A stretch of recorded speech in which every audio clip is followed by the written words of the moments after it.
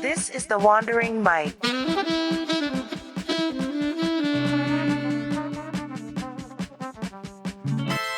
Welcome everyone to the Wandering Mike. Today I'm here with Sophie. Hey Hello. Sophie, Hi. how are you doing today? I'm good. How are you? Pretty good. Just had my lunch. Nice. What was for lunch? Same thing as always. Yeah. Which Tuna is pasta. yeah, classic. You're the first one that actually got it on record now. True. my True. lunch meal. Yeah. Yeah. How was your day so far? Good. Just got up, went for a swim in the lake. Went and got a half-price coffee from Yonder, which was epic, and then went for a swim at the pool, and then had my Nice. lunch. Very good. Yes. So I'm looking forward to our conversation. I think it's gonna be an interesting one. For sure. So for the people that don't know you, Mhm. if you just want to introduce yourself, tell the people a little bit about yourself, your Okay. life, anything you want to share. Cool. So I'm Sophie. I am currently 23 years old. I grew up in Auckland, but I have been down south studying for the last 5 years, where I'm doing my medical degree. So I spent 3 years in Dunedin and then moved up to Christchurch to do my clinical work the last couple of years. And then the reason I'm in Queenstown is because I'm working as a tramping guide. So I've been doing that for the last 3 seasons to help get me through my studies. Very nice. Mhm. So you said medical research is the official name No, medical degree. or degree? So Bachelor of Medicine and Surgery, I believe, is its official title. Right. Yeah. So what got you interested in that? Where does the passion for medicine come Yeah. So, most people have a long-winded story where, their mum, their dad, their grandpa, their great aunt was a medical doctor. But no one in my family is particularly medical. from? Right. So I'm a bit of an ugly duckling in that sense. Basically, always loved science and love people. Any job with people is a good job in my mind. So to marry the two together is a good idea to me. But you know what? Going down to uni, we have like an entrance year, and I was super open-minded. Um, I didn't really go in with a plan to study medicine. It was just an option that I was considering, and then was fortunate enough to get the grades to be accepted into the program, as well as a few other programs. And then from there, decided that that's really what I wanted to do, and I've never looked back. So I'm very happy where I am. Very nice. So you already had some practical experience as well. You said you did your clinical stuff in Yeah, Christchurch. yeah, Um, so because for me, it's just I would be a horrible doctor because I can't see blood. right. Probably there's more reasons than just that Yeah, for yeah, being a yeah, horrible doctor. yeah. But um, so for me, it's just like, yeah, I just can't imagine like operating on someone or not Right. not even that, but like taking blood and like Yeah. all these things. So that's like no issue to you at all. Oh, you know what? I am one of the most squeamish medical students that I know. I was so terrified of going into theatre, that's what we call the operating room, Right. that, it was my very first day of clinical work, and I walked into Christchurch Hospital. Never really been in hospital prior to that, Mm, fortunately, like, my family's all been super healthy, and so I walked into the building itself and started shaking, and then I was told that it was my day with a neurosurgeon, and I right. was like, "Oh, no. Oh, no. I hope I can avoid going to theatre today." But no, within the first hour of being in that Oh building, wow. they had me in scrubs and were telling me, go into, I don't know, theatre 12 or whatever. Mm, Um, and I went in, and in front of me was a patient having a craniotomy. So they'd had their skull removed and they were operating on the brain. And I stood in the corner and I shook the entire time. And my main goal for that day was to not faint and to not vomit, and I succeeded. So it was a good day. Yeah. That's crazy. Yeah. But after that, I decided I could handle anything. And so far, so good. Mm. That is kind of a harsh one to just throw you into like that. Just Yeah. I feel like there's some things that people just like normal people, obviously doctors need to at some point, but everyday people just shouldn't see. And Yeah. an open skull is definitely one of them. Yeah. Yeah, totally. It's been one of the really interesting things studying medicine. Like, it's required a certain level of oblivion from me Mm, going into it, because if someone had told me up front all the things that I would see and experience in 5 years, right. no way would I have attended on that first day of medical school. So for me, oblivion's probably been what's got me through it. Yeah. Yeah, you lose your innocence pretty quick. Yeah, I guess. I mean, it it has to be normal, kind of because you can't let that phase you, and you have to do the operation. But for me, I kind of guessed just that doctors just naturally were like that. But you Mm, probably you become it, right? You totally. learn to deal with it, and um yeah, because I thought you were just gonna say, yeah, doesn't phase me. No I was like, worries. blood, blood, blood, give it to me. Yeah. I love the gore. But so you have to learn to, yeah, just be oblivious to it. I Yeah, guess, it's true. like desensitization. After each summer holiday, you go back and you remember all the smells of the hospital, and Right. it's like, oh, okay, we're back again. We got to do this, and so quickly you just become curious about all the stuff that's going on around you that you forget that to some people that's really yucky. Mm, Right. yeah. Um, so now you're basically out of a hospital, out of the city even, and Yeah. you're in nature. So Yeah. I mean, kind of same question, but obviously it's a job that's helping you finance your studies. Hmm. But other than that, why did you choose something where you could be in nature?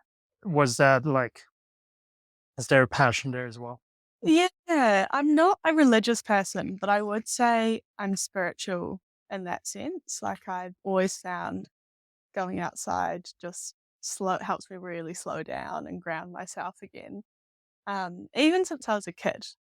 So growing up, all of our family holidays were, first camping and then day walks, and slowly worked into multi-day walks, and then it was actually on a trip on the route then with my mum that I saw this job was available, Oh, and I right. just thought, "That looks amazing." So, yeah, so now I'm here. So I don't know if that answers your question, but I just, yeah, love the outdoors, always have.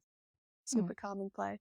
Well, it actually did more than answer my question Mm. because I don't know if you're aware, but talking about spirituality is also a big part of the podcast. Yeah, okay. But obviously, only if it offers itself up. Yeah, yeah, yeah. Um, so let's keep it with nature at first. So, what is your um, relationship to nature? Why do you think the connection to nature is so important to people, to humans? Oh, that's a good question. Think about that. There's going to be a lot of philosophical questions. Well, depending on Yeah. what we get into, but I Yeah, have some ready. for sure.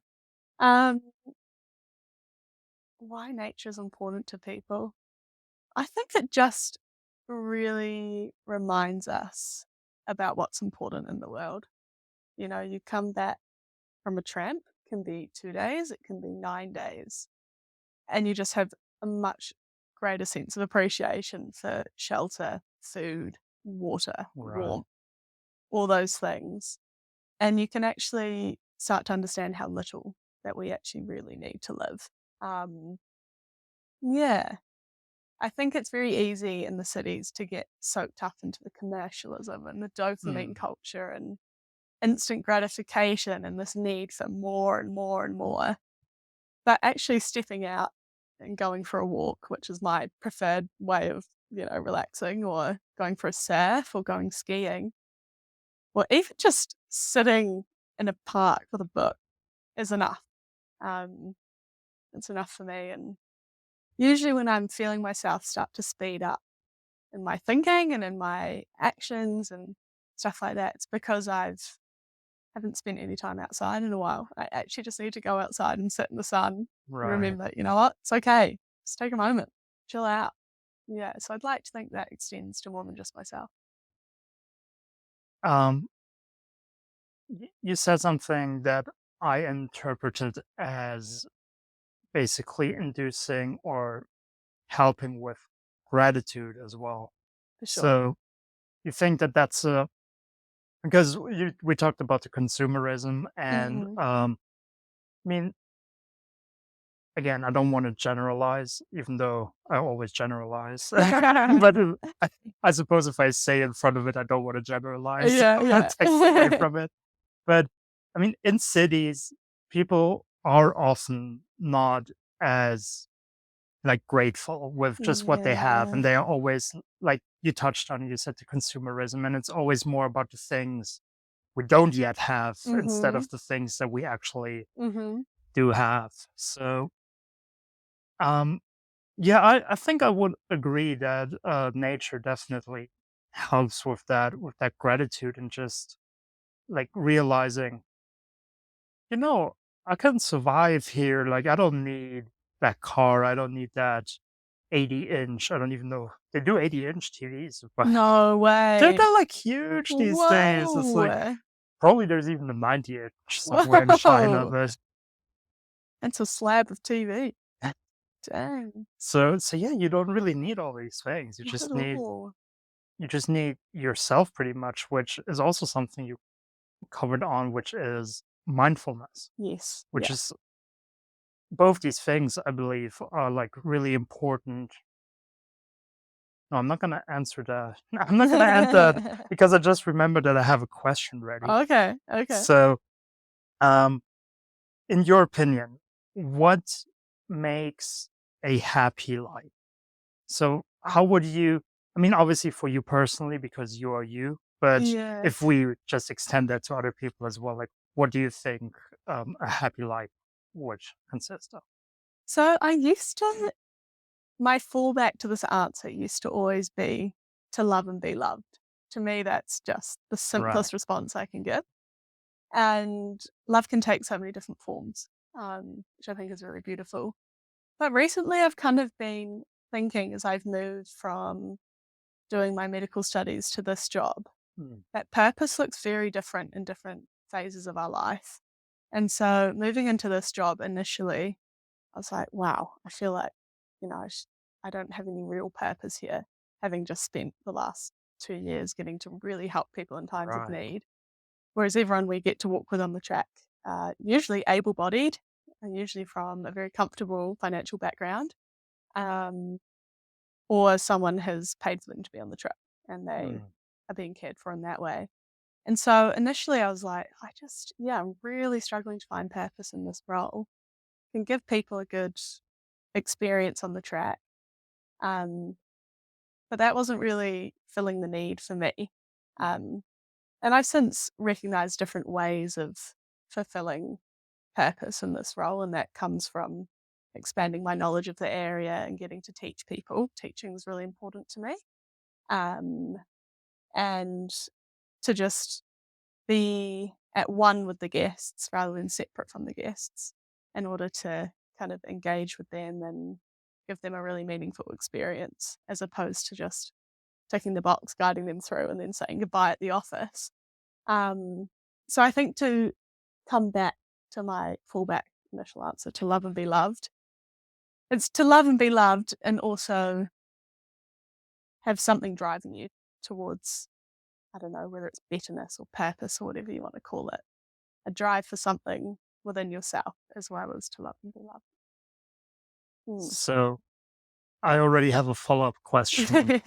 Um, ready, and it's going to be a big one. Okay. But just because I stopped what I was going to say, I feel like because what I was gonna say is that um, things I just mentioned, gratitude and mindfulness, Mm, definitely play a big part in being happy as well. And I totally. feel like I heard that in your answer as well, Mm, because you said, well, you are in this new role and you kind of struggled with finding a purpose and you kind of found it by being in the present. You're just, mm, I'm here. What mhm, can I do now mhm. to like make them feel better? So I feel like mindfulness and gratitude, like, especially if we're struggling to find a purpose in everyday things, can Yeah, really help us be just happy with, well, the situations that we are going to be in. yeah, yeah, Because,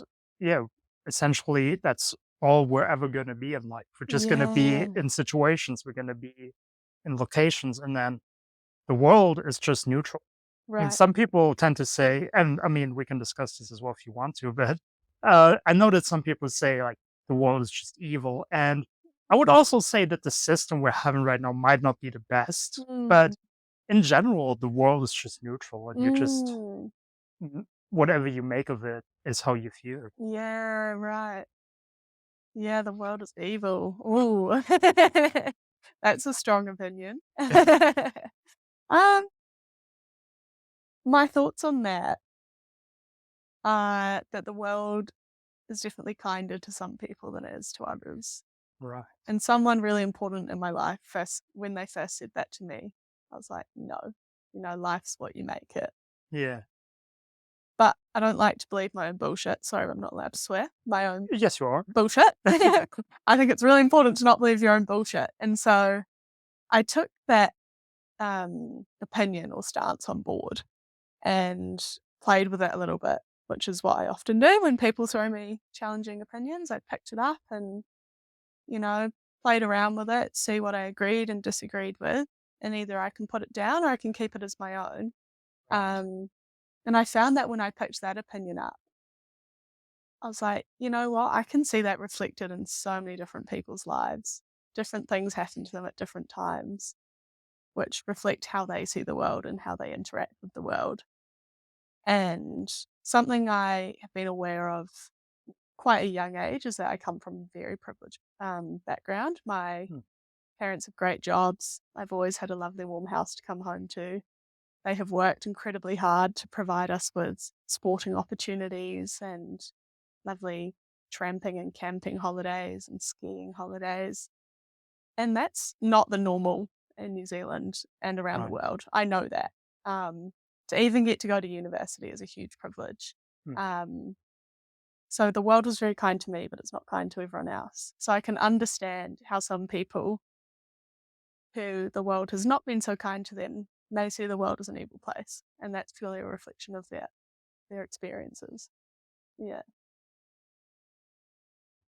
That's actually that's such a great insight, because I feel like even when I talk about these things, that's just something I often disregard as well. Mm, And it's, even though you can be kind of acknowledging your own privilege, it is still really hard to think yourself into not being in that position, because, mm, and I'm just going to say we, because I also had a pretty privileged upbringing back in Germany. mm, Um, you can be aware of it, but in the end, you can never really know what it's like. So, no. um, and that is just a thing that, yeah, I think you just need to remember. And sometimes it isn't as easy as, because the thing that I always uh want to bring across, which is kind of my opinion on the matter, but it's a different nuance. It's not really the same thing as with how you grow up, but it's that I personally made the experience that if you shift your mindset, you can really um, alter how things seem to you. Mm, Because when I was growing up, I also, um, I mean, I was always very odd in a sense, because I was, I was pretty introverted, and I Yeah, right. would still say I am to this day, but um, it's I was just not really so I was kind of always in the middle of things, Mm, which was weird to me because I didn't want to be. yeah. So it was easy for me to talk with Mm, people, but mhm, then on the inside it was really draining, and I was kind mm, of not really going for it. So I kind of was very reactive in that sort of sense. Like yeah, people came up to me and then we got going, but I would never go towards someone and yes. try and seek that interaction. Yeah, right. And so because of that, and I never thought people were evil. I think that's too strong of a word, but it was kind of like scary. There was Yeah, like a respect in a sense for approaching people, and that's kind of that already shifts towards, oh, try not to make too much contact to the other yeah, humans, yeah. and then that shifted not too long ago. Actually, I think it was in my mid 20s when that actually seriously shifted, and and I began to see, oh, if I go towards people, more often than not, good things happen. So I was Mm, kind of seeking the interaction more. And then the world did seem a little bit more cheerful because it yeah. wasn't oh, there's a person around the corner, like go hide, but it's like, oh, hey, how you doing? And Yes, yes. so in that sort of sense, that's kind of always my main argument when I talk about we decide how we want to see the world. Yes, yeah. I love psychology, and there's a concept that kind of links on from that called confirmation bias. And so Right. that's when you have an opinion, for example, people are scary. Hmm. And then everywhere you go, you're looking for evidence that supports that and fuels Right. that and feeds that. And so it becomes a belief because, there's so much evidence, it must be true. Yeah. Um, and it can become really hard to switch that. But it sounds like you've done such an awesome job and just, switch the flick, flip, flip, switch, yeah. Change your mindset and, look for alternate evidence that challenges that and can rewrite your beliefs. So I think that's really cool. Yeah. Um, I also found interesting when you mentioned, well, that specific example about someone said to you that life is kinder to some people than to others. Um, and you said you love to think about what you said, we shouldn't believe our own bullshit, to Yeah. quote your exact Yeah. words. Um, Obviously, that is something I think everyone that listens to would totally agree with. And it's something that I would love to be able to do more, is to just think critically because Yes. isn't that so hard? Like if I have a belief and someone else says something to me, how do I go at like objectively going at it? Because to me it feels like on one hand I could be like, yeah, my thing was right all along, or the Mm. alternative is, oh, I was wrong. Mm. But those are very black and white kind of things Yeah, yeah, to yeah. look at. The So how do I objectively go at critical thinking, like in that sort of sense? Yeah. I have a few little techniques I go to. The first one is to just remind yourself that you're a human. You feel stuff, we're super reactive as beings. And so it's normal. That's normal to have like a strong response when someone says something you agree or disagree with. And it can alter the relationship between you two. Um, so whenever I'm met with that sort of conflict, I'm like, okay, it's very normal. I'm allowed to feel hurt or judged or whatever it may be, that's come from that strong opinion. And then I'm big into my journaling. Right. And so that's usually how I critically think through things once I've got all the feelings out. Hmm. And then, yeah, just work through it. Mm.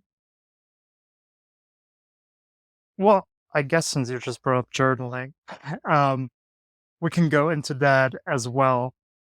Um, because that's yet another thing that I would love to know Mhm. more about and would love to actually develop a habit. But I just couldn't. Like Yeah. for years, it's been in the back of my head. Like this is such a useful habit. It's Mhm. something I would love to get started with. Um, so how do I get started with it? Um, so I've done journaling since I was about 11 years old. Um, and I've continued for the last 12 plus years doing it. It initially started because I just wanted memories of our family holidays because I knew, even when I was 11, I somehow knew that we wouldn't go on a summer holiday every year. And that's been the case for the last few years at uni. So I'm very Mm, glad I kept those journals. And it started with just writing down things that were funny or interesting conversations that were had or what my brother did to annoy me that day. And it was right. just like, there was no pressure. I didn't have to fill a page. It could be a sentence, it could be a drawing, it could be a bus ticket that had been handed to me Mm, on that holiday. And then when I got into high school, and as a lovely teenage girl going through all the teenage things, my thoughts were way too big for my own head. And that's when I thought, right. oh, I'm going to start doing this every day and just start getting some stuff out if I felt like it. And again, like there was no pressure to do it every day, but I did make sure that it was roughly at the same time every day. Um, I think that's maybe something that could be quite challenging to people starting journaling is Mm, when do I do it? Because it's not currently in your routine. So right. you feel like you don't have space for it in your routine. Um, so maybe the best starting point is just working out what time of the day is going to be most beneficial. For me, I like to, it's called habit stacking, another Yeah. psychological term. But after I've brushed my teeth and brushed my hair and gotten to bed, before reading my book, I'll get out my journal, hold my pen, take a breath, see if anything comes to mind that I want to write down. Mm, Um, some days it's like, nope, shut the book, go straight to sleep. Or other days it's like, oh, yes, it's been a day. Let's yeah. write about it. Um, yeah. So I think, yeah, first of all, finding a time to do it is really important. And then from there, stop putting any pressure on yourself. Write down what you want to write down. So I mean that's a great tip to start off. Unfortunately, I always want to think things like through more deeply. Yes. Yeah. And for me, it's like when I do something, it needs to have a specific purpose. Yes. So I feel like I would be a horrible person to just be like, oh, so no pressure. What should I write down? Nothing. And yeah, so for me, I kind of always wondered, and maybe that's the reason I never started it as well, because I was like, what's the right technique? Like Yeah. how can I make, and I mean, I guess you just said maybe that's the wrong way to think about it. Yeah. But for me, it always like, what is the most helpful way for me to Right. journal, you know? Yeah. Yeah. Hmm. I'm trying to think. I think I'm very lucky that because I started young, there was no pressure. Hmm, But there have been times in my life where I've been inconsistent with it, and coming back to it, I forget how on earth do I put pen to paper? You know, it's right. not something we do all the time these days. Um, so I think, like in terms of technique, that's not a word I super love. It's self-reflection at the end of the day. That's what I Hmm, take away from it. So there's how about I talk through like the different areas that I sometimes write about. right. Um, so I guess first one is self-reflection, and that's moments of self-awareness, how I responded in situations, situations that challenged me, things that made me feel really good or really bad. Second one's gratitude. That's always the easiest one for me, I think. I think through all the lovely moments of the day in chronological order, and link them together into a story. Um, Third thing is finding humor in my life. Hmm, Sometimes if it's just been a long week of late nights and big study sessions and work and training and all that sort of stuff, I should find something to laugh about at the end of the day. So it can be, you know, in this job, it's very easy. I mean, right. we meet all sorts of characters out on track. And it can be very funny to reflect on the people you meet and the conversations you have. Um, yeah. So I find finding humor is very helpful. And then I guess the fourth one's just like things you want to remember, like, oh, mum said this to me today. It was really lovely. Or I was at the pool swimming earlier, and I remember that dad used to always take us to the pool when we were younger on a Saturday Mm, morning. And so it's nice to see all the kids around doing that. Um, yeah. So I don't think there's really a technique, but just working out why you want to be doing it and what you want to be taking away from it. yeah, yeah, that actually makes a lot of sense. Mm, And I guess, like you said, you just have to have these moments as well. yeah. Like some days, maybe there wasn't a challenging situation, you know. So Yeah. it's not like you need to force yourself. Oh, but at the bakery when I couldn't decide if I wanted a croissant or an eclair, like I had a crisis. Like you don't need to make things up, right? Yeah. Yeah. Um, no, it actually made a lot of sense. And Yeah. yeah, as the new year is approaching, I think I'll give it a try and Yeah. put it into my routine. Totally. My granny gave me a really cool Christmas present, which might be of interest to you. It's called A Sentence a Day. And that is how I got into properly journaling every day. Mm. And it says books that you buy. I'm sure your listeners would have heard of it, where you just write a sentence every day and it shows 5 years in a row, say for 30th of January. Then you flick the page, 5 years in a row for the 31st Mm. of January. Um, and it can be something really small, like today I took the dog for a walk. I love it when she's chasing a stick, it makes me laugh.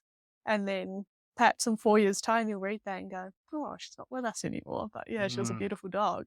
And then you can write down a sentence for that day. So it's a cool way of just taking the pressure off. You know, you're only given 3 lines um, and free will to draw a picture or write something or, yeah, whatever you feel like.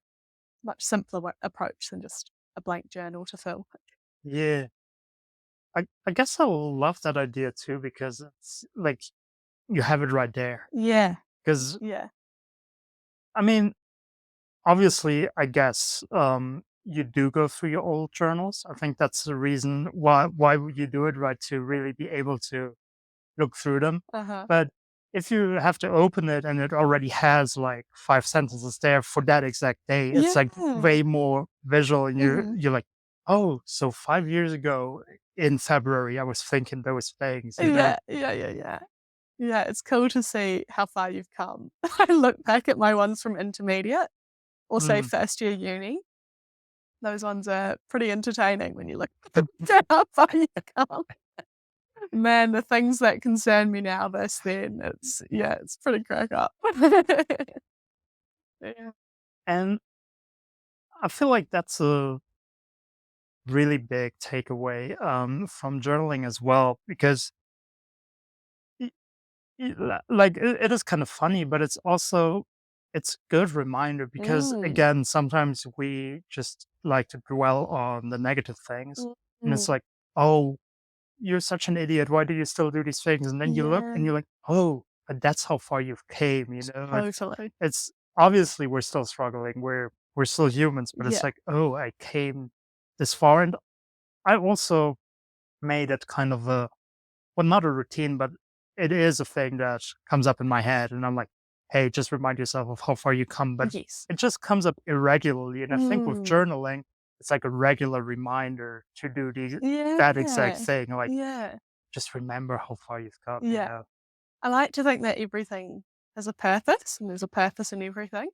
Um, and so looking back through those journals and seeing the challenges that I went through when I was 13 or 20 or, Mm. any age in between.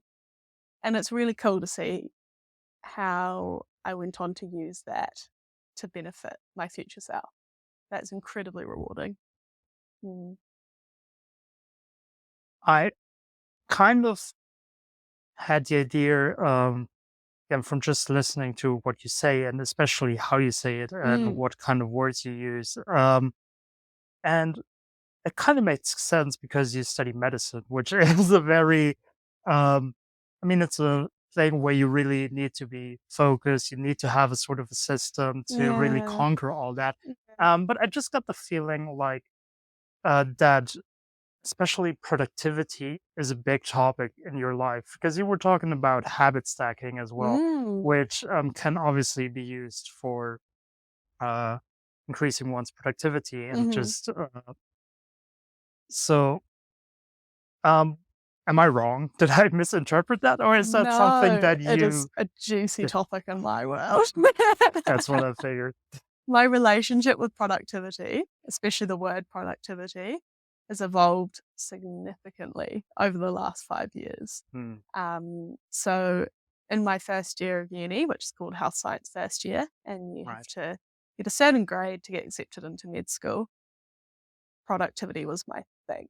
It was Hmm, COVID time, so we were inside all day, the world was shut down, and I was so quote unquote productive.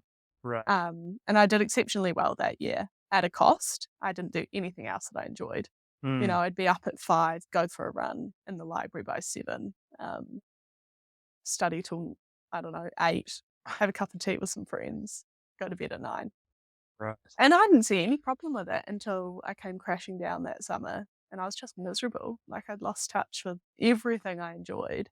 Hmm, And so it took the next, I'd say, good 3 years, second year, third year, fourth year, to kind of rebalance and learn how to reintroduce all the things that I love back into my life, like tramping and surfing and skiing and hmm, time with friends and spontaneity, things like that. Um, and then in fourth year, so last year, tipped the balance way too far. I had so much fun, and my academics were fine, passable. I've always been quite a high achiever, so fortunately, my idea of like cruddy right. academic year was still fine. I Yeah. still passed the year. Um, and it's only really in this last year that I feel like I found a really good balance for myself at the moment. And to me, being productive now looks like having a good sleep each night, having good meals to eat, having time with friends every day, moving my body in a way that's fun each day, preferably with company. And then, it's taken on a whole new meaning other than sitting at my desk and learning. So yeah, productivity is a huge thing in my life. Yeah, that's a I mean, you told the people how old you were at the beginning, so I'm trying to remember how young you still are. And it's like Yeah, to have yeah, these profound insights right. already. It's like, um, so what would you tell people? Because you made that transition to basically just finding a routine, which I Mm, mean, we already said that word a mhm, couple of minutes before. But I feel like that's actually it because like what we do every day basically shapes what we do. Like mhm, you don't really, and again, it's something that journaling definitely helps as well. But totally. you generally don't, especially if you don't journal, don't see these things because you do something a day, and then a week goes by, 2 months go by, and the only thing that you actively like see is the things that you do every day. Yes, yeah. And it's also so hard, or rather so easy to for things to just slip in. Mm, You know, for example, here in Queenstown, we have great ice cream places. yes. And I go for my daily walk, and I had a week where I was just like, after the walk, oh, I want the ice cream. Mm. So I stopped at Patagonia and got some ice cream. And then on the next day, I did my walk. I was like, oh, yesterday you got ice cream afterwards. And That I would did be it nice. again. And all of a sudden, 3 days passed and you had ice cream 3 days in a row. Yeah, And right. it's just so easy for these, especially um, these more, I don't want to value them as negative, but like these more, like the habits that you maybe don't want to Yeah, right. put in, Yeah. like it's easy for them to just slip in. And then Yes. Yeah. you need to step back and be like, because it's always just today, right? It's like, Yeah. oh, I did the walk today. I can have ice cream today. Yeah, But right. oh, you had it 3 days prior as Uh-huh. well. So that ice cream thought kind of got me lost. Where did I want to go with? Yeah, so basically, that routine is a very important thing. Mm, And how let's say because we kind of have these two extremes. I think people that are procrastinating a lot more are maybe a little bit more common. But then, mm, obviously, especially in academia, we also have people that are, like you said, just very on this learning productivity, like yeah, just on that other end of the extreme. yeah. So, what would you say is the perfect balance to create a routine that is in the long term beneficial to yourself? Yeah, I think what the last 5 years have taught me, as well as all the medical knowledge I've been lucky to learn, Mm, my biggest learning has actually been that balance is a practice, and what's right for me is not right for anyone else. In fact, it definitely isn't right for anyone right. else. Um, so it's this practice of implementing a new habit and then reflecting on it. You know, if you're going to implement something and not reflect on it, you don't know if it's helping you or not. Right. You know, I'm going to get 10 hours of sleep a night. That really helps me. For Hmm. someone else, they might just wake up lethargic every day and wonder, why am I feeling so gross? Right. Um, so I think, yeah, balance is a practice. And then I think the second one, which is a relatively new concept that I've been reflecting on this last year, is this idea of activation energy. Hmm. So we were taught it in year 13 chemistry about certain reactions need activation energy to get over the hump and start True. happening. Um, and so to use the ice cream as an example, you know, maybe initially the ice cream is like a nice wee treat to get you out walking. And you Hmm. go for your walk, you get your ice cream. Now you're walking. That's awesome. But there will come a day when you're like, oh, now I actually really enjoy the walk for the walk. And I don't really feel like the ice cream. But you've kind of linked these two in your mind. And then you're like, Mm. well, maybe why don't I come back home and make myself a cup of tea and sit in the sun with my cup of tea? That takes way more energy than going into shop and buying your ice cream. Right. But if you can recognize that there's a benefit to that, you know, you're going to save some money and you're going to have a cup of tea instead of some ice cream. You know, you can start seeing that that little bit of energy is so worth it for the reward. Um, yeah, I'm trying to think of it like a bigger example where that applies. I guess like exercise is a great example. You know, no one wakes up in the morning initially, no one wakes up initially and goes, man, I really feel like running a half marathon this morning. There's Right. nothing I'd rather do. That's actually how I woke up this morning. You know what I really feel like doing? Today's the day. Yeah, like, I don't know. Personally, I woke up this morning and went, oh, 20 more minutes. That won't hurt. Mm. I'll just close my eyes again. Um, yeah, but it's that idea that at some point to do these hard things, you've got to put your shoes on, you've got to get out the door. And that little bit in between where you're deciding whether to do it or whether to not, and then actually taking the steps to make it happen, that's the hard bit. Once your Yeah. shoes are on and you're running, you know, you can keep going for Exactly. days. Yeah. Yeah.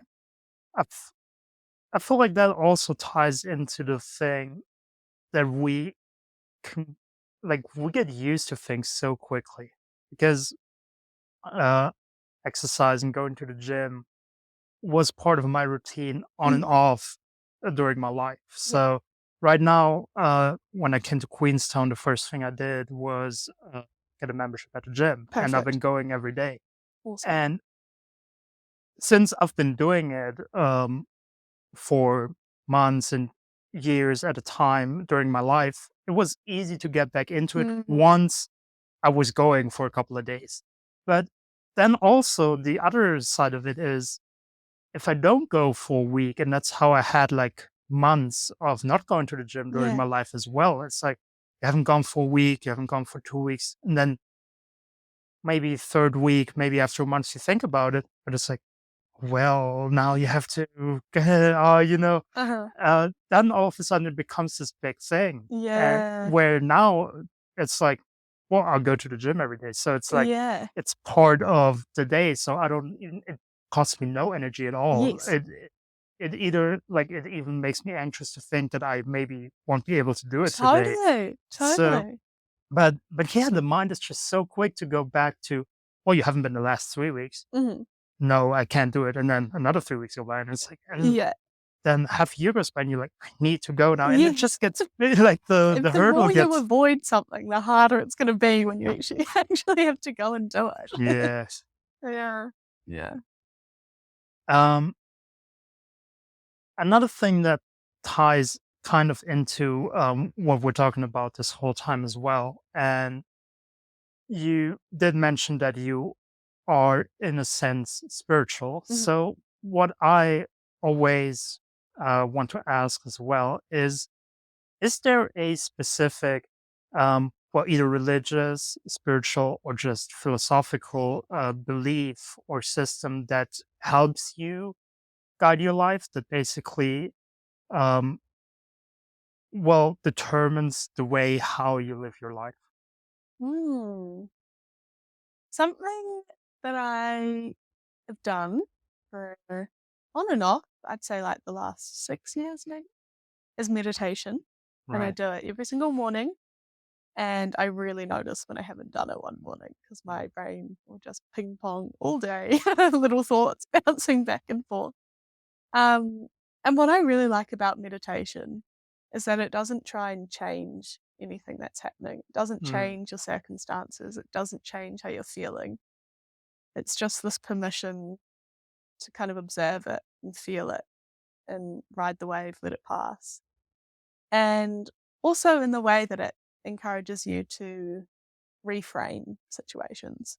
Um, yeah, so you might have had a really hard day, but you can come home and have some quiet time, sit and breathe for a bit, and then you realize, look, it was really hard, but I learned a lot. So that was really cool. But without that pause and that space in between, well, it kind of is the space where we are right now. That is meditation. So without that time in the present, so grounded in the present, you might miss out on that opportunity to reframe situations. Yeah. yeah. Um, I love how, because obviously we didn't rehearse this. I didn't know what you were going to talk about, which is the exciting part of these things. Yeah. But a lot of the topics that we talked about, I am so passionate about myself, Mm, and meditation, as a matter of fact, is one of them. And I've been talking true. about it on a lot of other podcasts as well. So, Yeah. um, but again, I really admire your consistency in a lot of these things that we discussed, Yeah. because meditation's something that I've been doing on and off. These days, I do it maybe once a week. Yeah. I kind of do try to still do it regularly, but not on the daily scale, but more on Yeah. a weekly scale.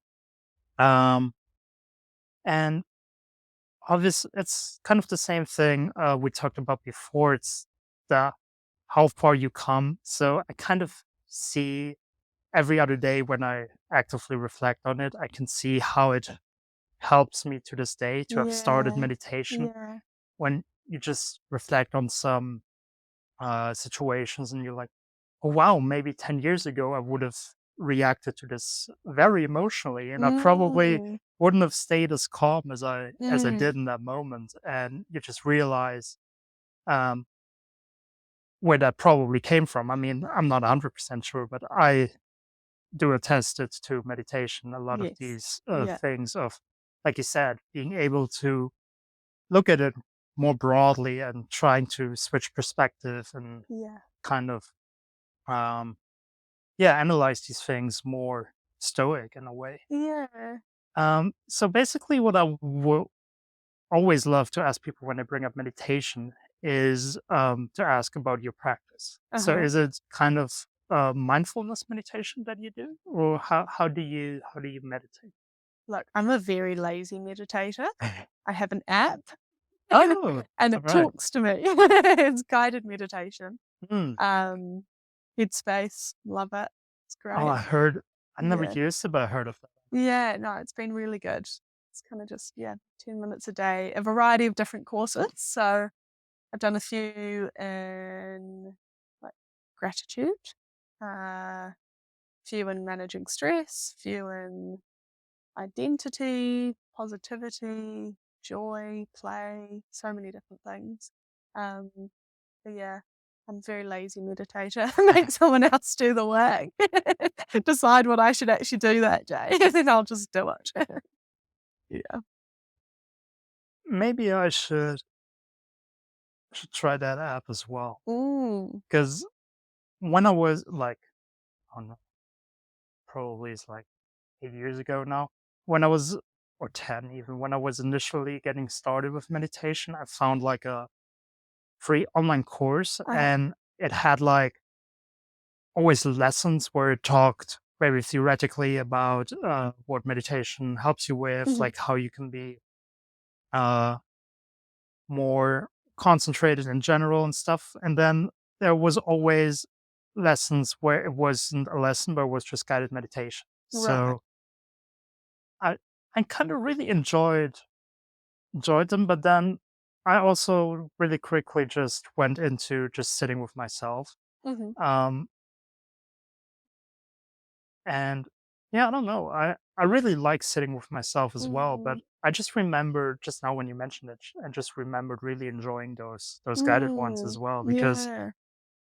they kind of, like you said, they have a theme. Like they make you think of things. Because Yeah. when I sit with myself, it's basically just observing what comes to mind. Just Yeah. observing where I am, the surrounding sounds, like the inner thoughts. Totally. But it doesn't really give you an external like impulse, which Yeah. can be nice, which Yeah. can be good to guide you in that sort of way. Uh, Just hearing you talk about sitting with your thoughts reminded me that that's probably the thing I get the most out of tramping and being outside Mm-mm. is that opportunity to be free from distraction. Just listen to what's going on outside, inside, all different ways. Mm. But yeah, no, I think it's good to do a mix of both. Hey, yeah, Yeah. get to know yourself. Um, think usually I ask of because I said like 20 minutes ago, maybe. I don't know what the, the time was actually. I said I have a big question for you, Oh but yeah. then we kind of went all over the place. Um, and sometimes I actually ask that question very early in the conversation, but Hmm. now we just talked about so many interesting things. Um, but I guess the big question that is always interesting is what is your dream in life? Some people don't want to call it a dream either, but like if you would say, I have this goal that I would want to obtain in my lifetime, what would that be right now? Obviously, that can change as well, but Whoa. you didn't expect that big of a question, did you? Wow, this is making me realize I haven't thought about my dreams in too long. I usually set like short term goals and then slightly longer term goals, but they're always like very achievable things. My dream, wow. I think I have some short term dreams and then some longer term dreams. Short term, with my gap year approaching, my main dream for next year is to just broaden my worldview. I have spent a lot of time in New Zealand, and it's a very sheltered, lovely, beautiful country. Mm, Super friendly people, and perfect place to grow up. And I've been overseas sporadically as I've grown up, but I've never spent a long period of time overseas. So my dream is to broaden my worldview, which is quite a selfish dream now that I think about it. And then the other big ones are to get to do some humanitarian work as a mm, doctor and some maybe expedition medicine as a doctor, marry the guiding and the doctoring together, mm. go do some cool things with that. Um, I'd love to have a family, that's probably like tippity top. Yeah, yeah. I think that would be so much fun. Um, yeah, and a real privilege. So those are probably my few dreams off the cuff. Um, so since that's quite a, I mean, it's not a, I wanted to say it's an interesting mixture of dreams, but it's not really. But like all Mhm. these things go together well. Um, I just always, when I think about settling down, which I don't do too often right now, to be Yeah, honest, yeah. because it's just not in my mind right now. No. It might be at some point, but um, since it obviously is there in yours, well, you did say Don't know at about some, settling down, but at some point in well, the future. yeah, that's basically that was basically my question, because if family is something that is there in your mind, Yeah. do you see that family in New Zealand, or do you see it anywhere else in the world? Oh, I'd like to think, I don't know, I definitely want to live overseas and work overseas before I have a family. But New Zealand is such a great place to grow up. So I would love to be able to give a family that opportunity. Yeah, it's kind of the only place I really know to be home. So it's hard to say no.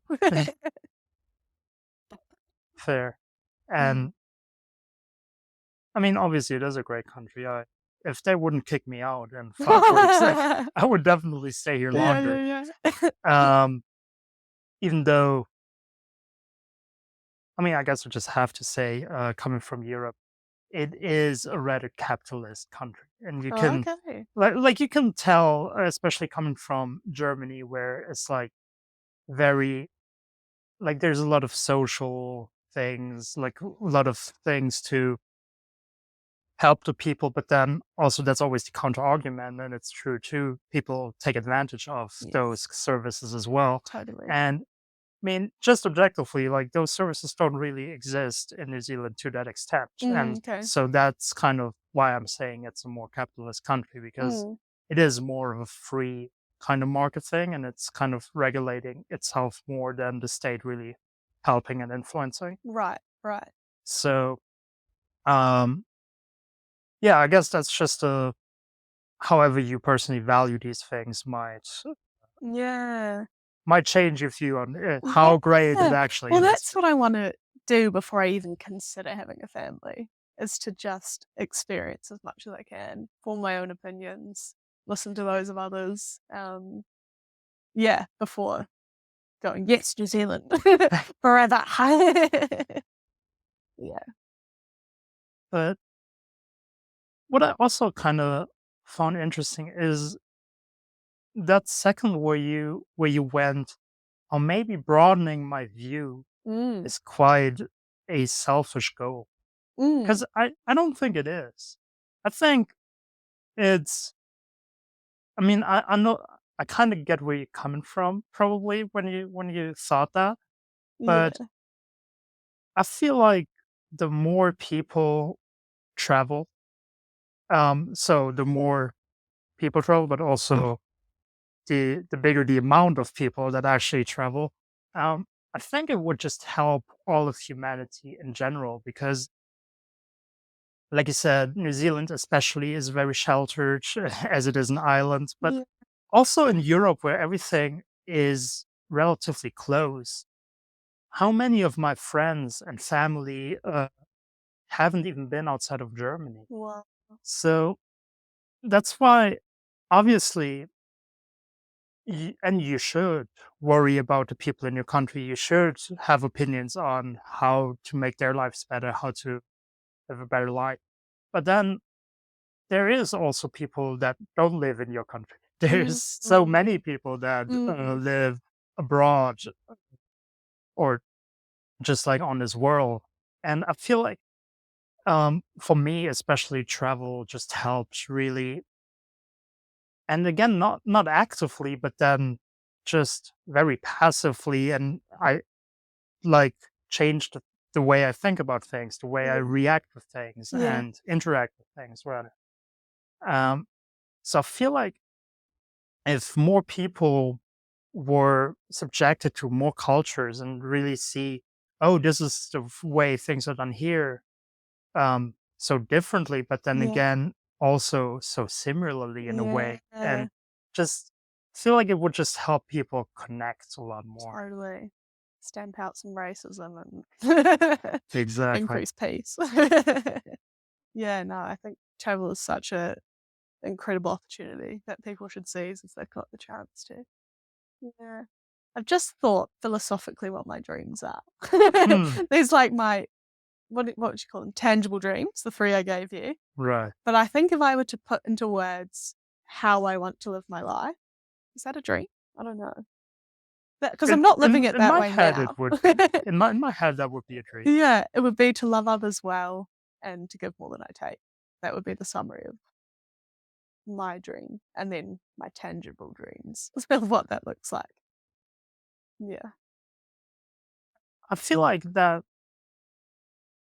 mm, that definitely is a big part or can be part of a dream because for Mm, me personally, it kind of is. Like that's one of the things I'm thinking about mostly because like we talked about routines, we talked about what mm, we do every day. And for me, that's kind of at the moment what it comes down to is how do I live my life? yeah. It's not about the I mean at some level or at some later stage it is like about what I do, about where I do it. Yeah.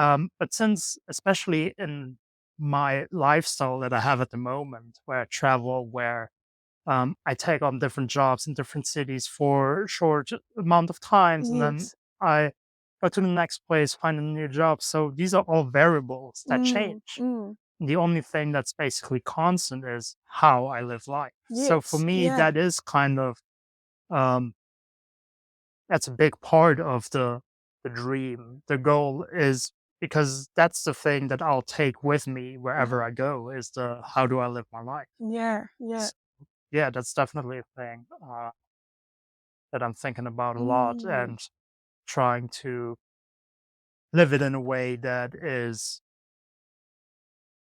good to others and then also in good to me because one thing I believe in, I don't know if you would call it spiritually, but one thing I definitely believe in is that the world is a mirror. So we kind of said already with the thing, if I think people are scary, they will be scary. Um, Yeah. I forgot the psychological term for that. Confirmation bias, you Yes. said, Yeah. right? Um, but even more so, I truly believe if I go out every day and I do good things, they will come back. And Yeah. so I think it's called karma. I definitely Yes. Yeah. believe in karma. Um, so yeah, that's kind of where I landed on. It's just like Mm. the only thing I can control in this world is how I live my life. And Totally. um, in believing that it'll come back, that just gives me sufficient motivation to do it in a Yeah. good Right. way. Bit So of faith in humanity. I have pretty a much, question for you. How do you stay grounded? You move a lot for work and for travel and all different sorts of things. yeah, How do you stay grounded while being open to change? that's a that's a great question. Mm, Um, I I guess it is one of the things that just came pretty natural to me as well. Which I also believe that that's why I might be so um success no what's the English word like I'm so um it's kind of easy for me to go into topics like meditation mm, and these kind of things because for me it was always kind of easy to be alone. I yeah, know that a lot of people, a lot of my friends, and I talk with them, they, it's, it's poor horror. If they're alone in their house for even 20 minutes without any wow, Netflix on, without any they go crazy. Yeah. And then they need to like, hey, can I call you up? And we're sure, and they need to talk, and uh for me that was always something, like I said, rather introverted. So for me, it was the part of interacting with people that I kind of had to learn rather than the being alone. I was always kind Mm. of good in the being alone. So um and I guess another thing that I just naturally am is maybe um and again, I'm a very odd mixture of things because I would say to a certain extent I am practical, Mhm. but then in some things I also am not, and I'm just a pure emotion and like feelings being, and be like, I just feel like this is what I should do today. And Uh-huh. but I'm kind of practical in a sense that, let's say I moved to Portugal. I don't know anyone in Portugal. So I arrive at the airport. I know, oh, this is the address that the company sent me to where I will stay. I will go to this address. And then I open the door and it's like, oh, are you my roommate? Oh, where's the next supermarket? Like very just I guess it's also about being in the moment. Yes. But it's yeah, for me, I think it's just practical. It's like, oh, I'm here now. What are the next steps? Yeah. What do I need to do? And then once I settle down, um, it's pretty much the things that I kind of over my life uh, became. Mm. Like, let's say I'm looking for the gym. I'm looking to maybe, oh, what's the soccer team? So I can go watch a game Yeah. every Yeah. weekend and just trying to, the things that I know I like anyway, trying to Yeah. find them in wherever I go. And basically just also that natural curiosity that I have and just like exploring. So for me, yeah, it was never really scary. Yeah. Because that's one of the questions I always get at home when I tell them, "Oh, I'm going to this." Like when I came home from Portugal, like my family knew um, where I was going because, I mean, I told them right away, but I also decided very short notice Mhm. because I quit my job like half a year in advance because I wanted to give them enough notice and stuff like that. Yeah. And then I thought I was going to go to South America, um, which I just changed on the day that I actually, like my last day of work, Uh-huh. I just changed that plan. So Wow. half a year of I didn't really plan, but I was Yeah. just, that Thinking was about the it. plan. And then on my last day, I was like, well, it's New Zealand. Yeah. So I applied for the visa and all that. So I came back to Germany and my friends didn't even know. They were like, so what's your plan now? Some of them even were like, oh, you're staying in Germany now because they didn't know. And I was like, no, I'm going to New Zealand. And they were like, oh, who do you know in New Zealand? No one. I was exactly. And they were like, oh, so are you not afraid? And like Yeah. those kind of questions. And um, I don't know if I answered your question No. exactly, This is far more interesting. but um, yeah, basically for me, it's just, I guess the question I'm asking myself is rather, will I ever be happy to stay somewhere? I think that's the more Mm. interesting question for Mhm. me because for me, that's kind of the traveling and the changing environment is kind of the default setting. Yeah. That's kind of Become normal. that's where I'm I don't want to say I'm thriving, but like that is kind of where I'm at. This is where I'm happy. This is where, yeah, I know how to do it, and Yeah. it doesn't really. And that's the thing as well because obviously I enjoy it, and New Zealand is a great country, and um, being not really on vacation while I travel, but really like being there for a longer time. Yeah. It's also obviously not every day is woohoo, Mhm. but there's dull days. So it's like you're basically just living your life, but you're living it somewhere else. Yes. Um, so yeah, the question kind of is if at any point there's a place where I'll just be like, This is it. this is it, I'll stay here. Yeah. So I guess like that's kind of what is to be discovered during my Yeah, travels. exciting. Follow along on the podcast. um, I think what's really cool about the way that you're working and traveling is that you get to know a place really intimately. And I think that's one of the greatest privileges is to be able to live somewhere and get to know it. And, you know, you have your local coffee shop, you have the spot you like to read your book, you have your daily Yeah. walk. You know, when you're passing through, you don't get that. So it's really cool. Yeah, I always did that even when I was on vacations. You know, Mm. if I had like 2 or 3 weeks of vacation, and like even my family does it differently because my dad, when we went on vacation, when we were younger, um, let's say we had 2 weeks in New York. We wouldn't stay 2 weeks in New York. We would rent a car and we would Right. drive every day. We would be in a different city, and it's like, oh, we have 2 weeks, so we need to see this. We need to see, and I mean, I'm not gonna lie, it was still cool, and it Yeah, was still such a privilege to see these places. But totally.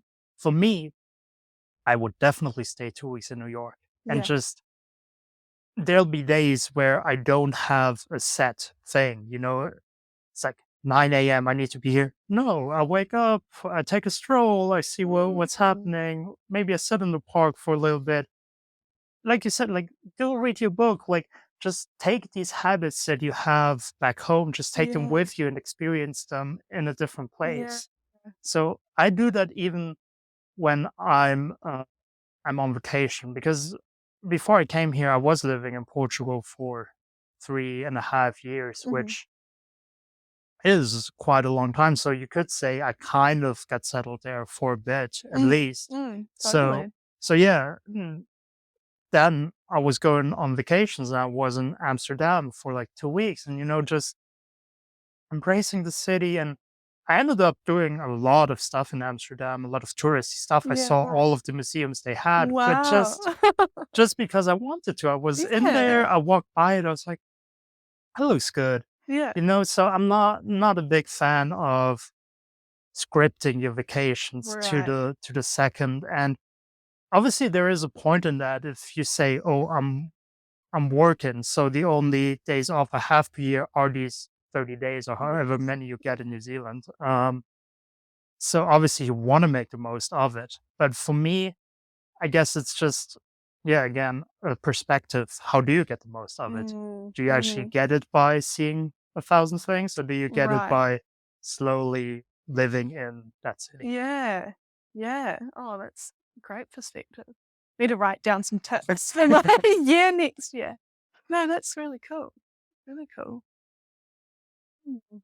And I guess it kind of relates back to the productivity and what it means to you and what balance means to you. Like, it's so different for every person, like that living in a place, even if it's just for, your 2-week vacation Yeah. and just existing in it and following your nose and that sort of thing is probably so restful and enjoyable for you. But for someone else, they're like, what? No, 2 weeks, must plan it all. So yeah, I just think humans are amazing. We're all so different. And it's like a thing that I definitely personally don't like. But again, a lot of, especially German people, love it is like just beach vacations or resorts or stuff like that. Could And not be me. because, yeah, to me, that's a difference because people say, well, I'm just chilling somewhere 2 weeks, but it's not like I'm hanging out on the beach every day. It's like, Yeah. because also when I went to Thailand, I was there for 3 weeks and I basically went to Bangkok. That's where I flew into.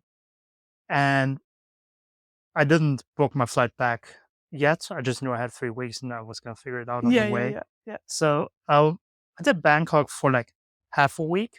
And then in Bangkok, someone told me, oh, you had to go up north to this place called Chiang Mai. Uh-huh. So I took a bus from Bangkok to Chiang Mai, where I stayed 3 days, because when I was in Chiang Mai, the people told me, oh, you need to go to this place called Pai, which was an hour, 1.5 hours away from Bangkok with the bus, from Chiang Mai rather, into the mountains. Oh, wow.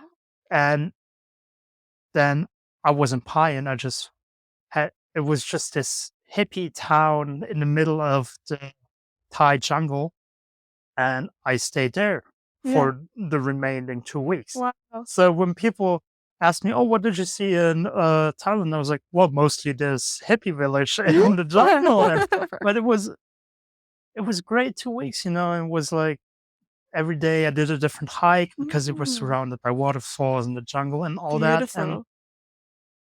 yeah, I guess at the end of the day, it's like what you personally take out of the travel. It's not Yeah. about ticking off things. Uh, If it gives you joy to see a lot of things, by all means do it. But Yeah. don't do it because you need to take it off. Feel like you ought to.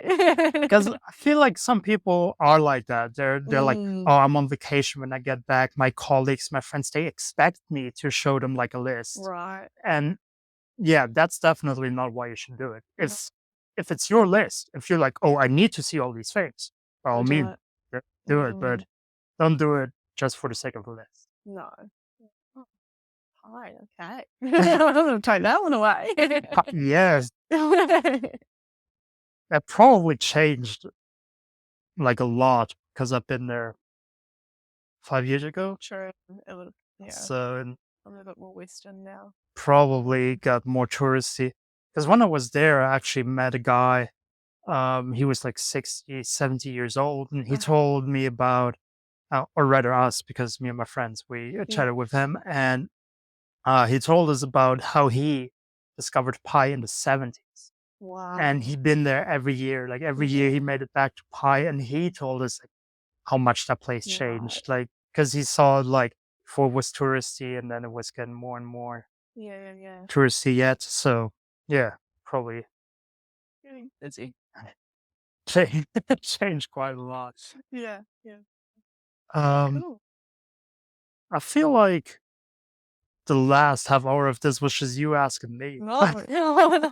I'm so nosy. No, but that's fine too. I was just thinking of a clever last question to turn it back around on you, but maybe I don't have one. Um, Go on. What's your favorite color? well, actually, well, what is your favorite color? Yellow. Yellow, Gotta be. like the sun. Although orange is up and coming. That's my favorite color. Yeah. Used to be mine. Nah, my heart still says yellow. But orange is there. It's on the radar. But actually, when you said a favorite color, I thought about something else, Okay. because something we also touch on a lot is food recommendations. Ooh. So, yeah, what's your favorite food? And I don't know if New Zealand has such a, like, they have a traditional cuisine in that sense, but do you have any recommendations for people to try food in New Zealand? Ooh. My favorite. Is My- not New Zealand? No, my favorite food is my mum's chocolate cake. Oh, It is sensational. It's so delicious. But you can't buy it anywhere. Right. Apart from their address, which I won't disclose.